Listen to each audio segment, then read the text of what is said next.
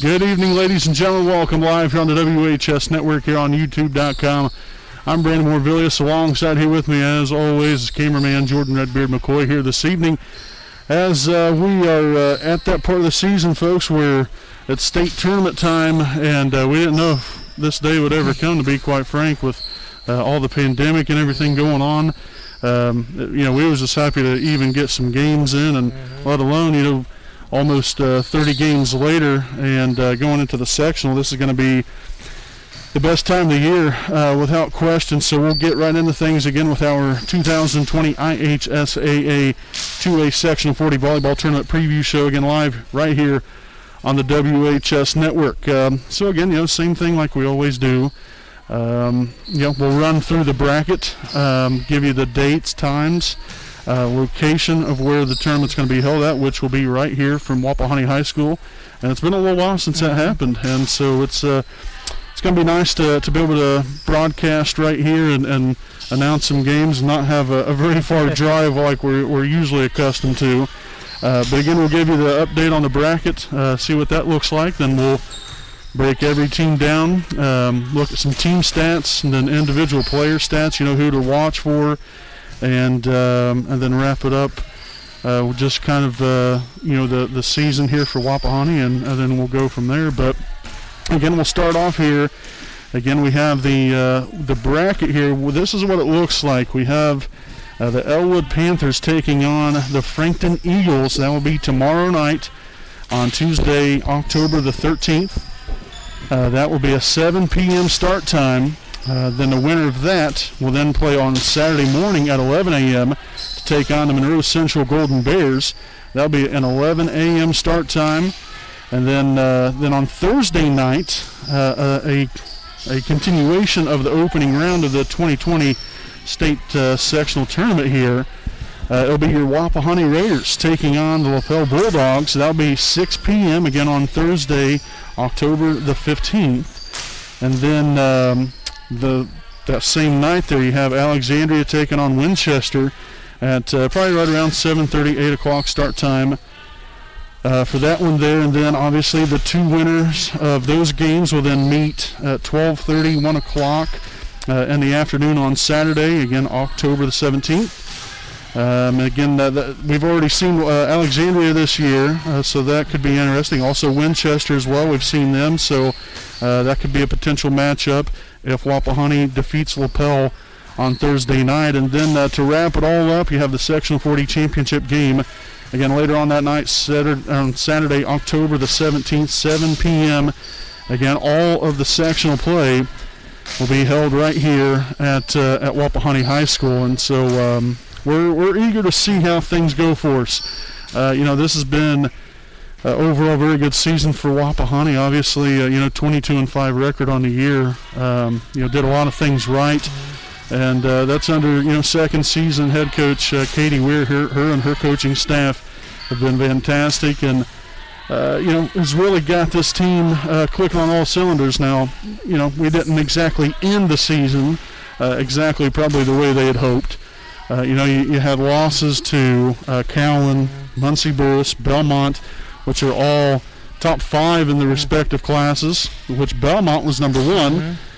Muncie Burris number 2. Cowan, I believe, this week is ranked in, I believe, in the top 5 in 1A.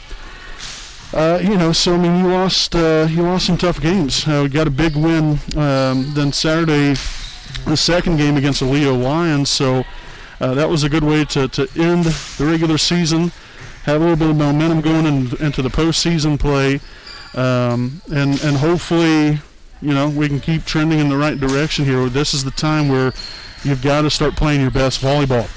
So we'll go ahead and take a look here at your Wapahani Raiders. Obviously, you know them, you know how they play. We're just going to run through some stats, a couple players to obviously keep watch of here. We're going to start off here, again, team stats here. The Raiders with 1,027 kills on the season, averages out to 11.9 kills per set, a .234 hitting percentage, along with 118 blocks, 1,268 digs, which equals out to 14.7 digs per set. Then 972 assists to go along with 234 serving aces. I think that's been one of the biggest things for us this year. Our serving has, for the most part, been really, really good, and so hopefully that trend will continue in in-state tournament play. Now, again, key players you got to really look at here. You have the likes of a Chloe Cook, that's been integral in the success of this team, not only throughout this season but even last season.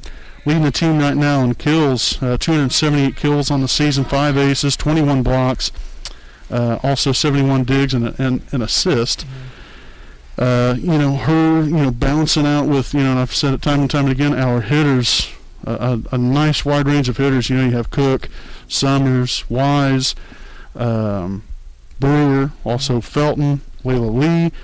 We have multiple girls that we can rely on. And, we've even seen freshman Lauren Rich come up here of late and really produce quite a bit here for your Wapahani Raiders. So, you definitely, hope that, that reliability and that trust with all your hitters continues, because obviously everybody's got to be on their A game.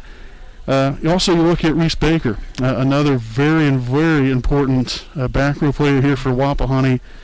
2 kills, 51 aces, also 1 block, 367 digs to go along with 61 assists.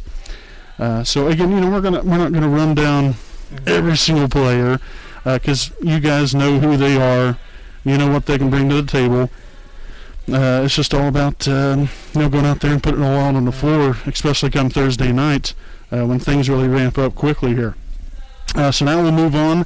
Got the Lapel Bulldogs. That's who Wapahani's going to be playing in the opening round. 14-8, regular season record here for themselves. Not too bad. 6 games above 500. They've been playing some very good volleyball, especially here of late. So that should be an interesting game here. Team stats. You look at this, Lapel, 650 kills on the season, average out to 9 kills a set, also a 0.099 hitting percentage. Obviously, that's something you don't necessarily hear too much about. So the hitting percentage, not exactly where I'm sure that they would like it to be, but just something to keep an eye on. Blocks, they have 64 blocks on the season. Also 1,222 digs, which equals out to 17 digs per set. Also 627 assists and 204 serving aces. Also some players to really watch for here for the Lapel Bulldogs. Got Ashlyn Allman, a young lady here that really throughout the season here has really put the team on her back, and has really had a great season here for herself. So 220 kills to go along with 11 aces, also 30 digs, 45 blocks, and 9 assists. Followed by Emma Anderson, 149 kills, 24 aces, 6 blocks, 217 digs, and 18 assists. Next up here, Elizabeth Stern, 101 kills on the year, 19 blocks, 26 digs, and 6 assists. And then finally, a couple other young ladies here. You have Emma Jackley, 55 kills, 41 aces, 13 blocks, 201 digs, and 525 assists. Also, Avery Bailey, 1 kill, 53 aces, which is a team high in that statistical category. Also 262 digs and 38 assists. And then finally Maddie Carpenter here for the Bulldogs, 13 kills, 45 aces, 1 block, as well as 210 digs and 11 assists. Now I did make a little note here. The Bulldogs have 1,122 serve receptions. Of those, they made 122 errors off the reception. You combine that with the service aces that Wapahani has and the pressure that they can put on right off the serve, that could prove extremely key in that Thursday night matchup between the Wapahani Raiders and the Lapel Bulldogs. Again, just a little stat to throw in there. Nothing might not even come up. You never know, but I think service pressure is always extremely important. And, some stats like that can definitely back it up. Next up here, the Alexandria Tigers. They'll be the second game on Thursday night when they play against the Winchester Golden Falcons. Alexandria, again, 21-8 regular season record, played Wapahani on September the 24th, in which your Raiders won that one in 4 sets, 25-9, 24-26, 25-20, and 25-10. The Tigers look like this, team stats-wise, 1,011 kills, equals out to 11.1 kills per set. Also a .216 hitting percentage to go along with 141 blocks.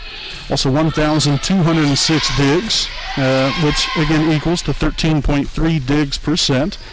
And then finally here, 923 assists and 233 serving aces. Again, just one right below Wapahani from behind the service line. Now some key players to watch for here for Alexandria. You got Caitlin Bayer, 297 kills on the season.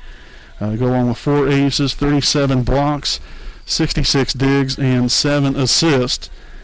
So again, big-time key player here. I know, she had a big impact in that first matchup. When we played them, you never know. If we get to a game against them on potentially on Saturday, that's a very key person to really take a look at there. Also, Taylor Steinfeld. 172 kills on the season, 7 aces, 32 blocks, go along with 31 digs, and 10 assists.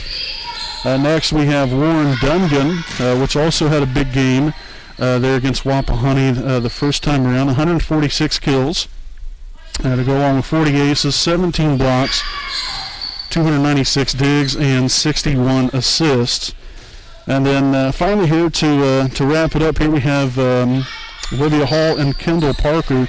Start here with Olivia Hall, 135 kills, 29 aces, 33 blocks. Also go along with 13 digs and 3 assists. And Kendall Parker with 78 kills, 40 aces, 10 blocks. Also 149 digs and 759 assists. So again, just some key players to take a look at there for Alexandria. A very deadly team. And I think in the latest rankings, they're ranked number 10 in Class 2A right now. So they've continued to succeed as the seasons went along here, and could definitely be a big-time threat in this sectional and even beyond potentially. So their opponent, the Winchester Golden Falcons, which they finished up the regular season at 7-15. Wapahani also played Winchester just about a week and a half ago on October the 5th. The Raiders won that one in straight sets, 25-10, 25-15, 25-14. But Winchester looks like this. They have 620 kills on the season, 8.7 kills per set. Also a .088 hitting percentage. So even further below Lapel's.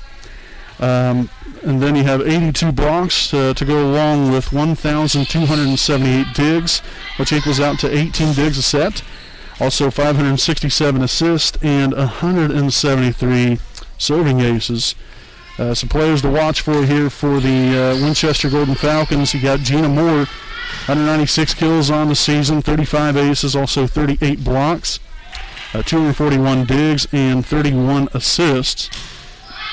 Followed by Caitlin Campbell, 131 kills, 12 aces, 35 blocks, 170 digs, and 14 assists. Also Braylon Gastineau, 116 kills, 4 aces, 6 blocks, 62 digs, and 3 assists. And then finally here we have Taylor Baker with 41 kills, 54 aces, 7 blocks, 282 digs, and 471 assists. And again, with this Winchester team, you never know what can happen. They didn't have the best of seasons that I'm sure they would have hoped for, but you get to this time of the year, anything's possible. Anybody can be beaten any given day. That's why you've got to put your best foot forward, bring your A game, and keep fighting and keep clawing to the very end, because win or go home. That's exactly right. And so with that being said, got some things on over here to Redbeard, and he's going to give you the lowdown on Elwood and Frankton, as well as Monroe Central. Thanks, Marv. I'll make it short and sweet. Okay, first we got the Elwood Panthers. They finished the regular season 9-21. Team stats: They have 543 kills, which averages to 7 kills per set. They have a .036 hitting percentage. They have 60 blocks, 1,414 digs, which equals to 18.1 digs per set. They have 492 assists and 201 serving aces. Some players to watch. Jaylee Crawford, she has 212 kills, 36 aces, 27 blocks, 188 digs, and 21 assists. Next we have Morgan Scott. She has 116 kills, 20 blocks, 31 digs, and 11 assists. Next we have Katie Morris. She has 73 kills, 20 aces, 22 blocks, 201 digs, and 343 assists. And finally we have Lauren Hughes. She has 8 kills, 60 aces, 344 digs, and 48 assists. Next we have the Frankton Eagles. They finished the regular season 19-10. Team stats, they have 925 kills, which averages to 10.2 kills per set. They have a .159 hitting percentage. They have 118 blocks, 1,396 digs, which averages to 15.3 digs per set. They have 886 assists, and 258 serving aces. That would be a lot of aces. That would be. Goodness gracious. They'd be better than 19-10, I feel like. So some players to watch for. First we have Chloe Thomas. She has 256 kills, 2 aces, 57 blocks, 143 digs, and 14 assists. Next we have Holly Klottenheimer. 239 kills, 62 aces, 36 blocks, 90 digs, and 10 assists. Next, Sydney Duncan. She has 110 kills, 21 blocks, 52 digs, and 16 assists. And then we have Adana Key. She has 105 kills, 44 blocks, 27 digs, and 21 assists. And finally we have Emma Smith. She has 14 kills, 47 aces, 4 blocks, 188 digs, and 450 assists. Then we'll finish with the Monroe Central Golden Bears. They finished the regular season 12-11. Wapahani beat them in straight sets on September 23rd, 25-7, 25-17, 25-12. Now, unfortunately, their stats weren't updated, so I'll send it back over to you, Marvo. I was hoping you'd give me a little bit longer of a breather, because I'll tell you what, folks, wearing this mask is not exactly ideal, especially of a man of my stature that needs a little bit more oxygen here. But nonetheless, again, this is just a time for us to be able to run down all these teams. We hope you got all that. Hopefully you're able to understand us. With these masks on, it makes a big difference, with the days and times we live in. I wish we didn't have to wear the things, but that's what we got to do, and we got to respect the protocol and abide by the guidelines and everything else. So it's a good breakdown here of these teams, and again, it's really a fairly tough sectional here, especially when you look at your Wapahani Raiders and Alexandria Tigers. Those two teams, could definitely make a potential deep run, but then, you never know. Winchester could surprise you. Frankton's been playing rather well. Monroe Central, they haven't had the best of seasons so far, but yet again, anything can happen in the state tournament, so I don't think any team can be overlooked. Elwood, the record-wise, might not exactly be what they're looking for, but when you have the opportunity now to go out there, you have, in some ways, essentially nothing to lose. You get after it, and you might surprise some teams. So that's why it is so important for every team, and especially here for your Wapahani Raiders, to stay locked in. Have the right mindset going into every single game, and take it 1 point at a time. Don't overlook anything. Don't overlook 1 point more than the other.